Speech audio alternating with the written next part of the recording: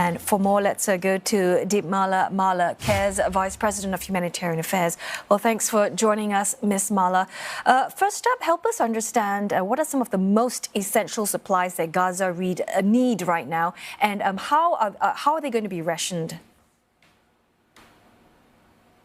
I mean, immediately at this very moment, water, electricity, fuel, and food. These are urgent needs. These have to be restored. People have suffered for many, many hours, and the situation is unfathomable. Now, you have seen a lot of conflicts in your area of work. In what ways do you see the challenges in Gaza being different from those encountered in other conflict zones? One of the biggest challenges is lack of a place where people can be safe. There is inside Gaza, people do not have a sense of feeling safe.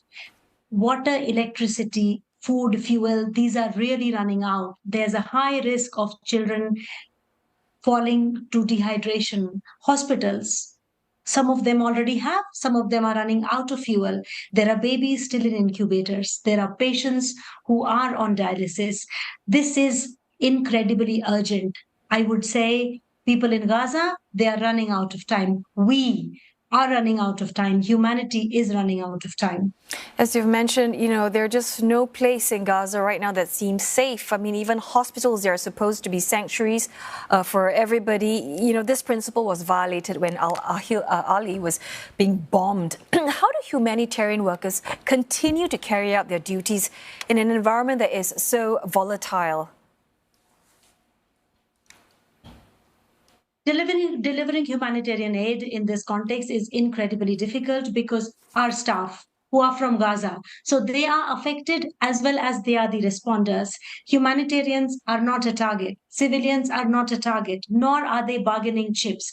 Humanitarians must be allowed safe access into Gaza so that humanitarian aid can be delivered very urgently, very quickly. At this point, the delivery of humanitarian assistance is very patchy, very broken and ad hoc because there is lack of supplies, there are lack of basic necessities like fuel and electricity, and the humanitarians, they themselves are struggling to find shelter and being safe.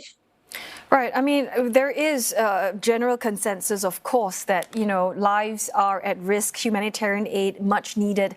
But there also have been concerns, regarding the possibility that the aid that starts coming in from Friday being seized by Hamas, for instance. Is that a real threat? And what measures do you think are in place should this scenario unfold? Well, our teams are on the ground, and so are the teams from several other international, regional, and national NGOs. Humanitarian agencies have a lot of experience in delivering aid on the ground in areas which have active hostilities. Humanitarians have done it before. We can do it now. All we need is supplies and resumption of the basic necessities. And the systems and structures are in place. Humanitarians are ready and they are already coordinating among ourselves.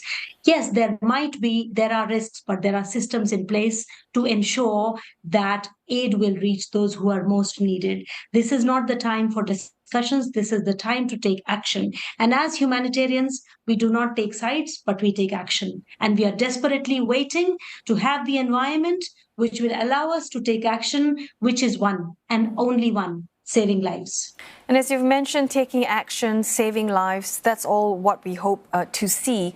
But Israel has stated that it will only allow supplies in through its border, not from Egypt, but from the Israel side, if Hamas releases all hostages. Now, when you hear that, when you hear Benjamin Netanyahu make such a statement, what are your thoughts from a humanitarian perspective?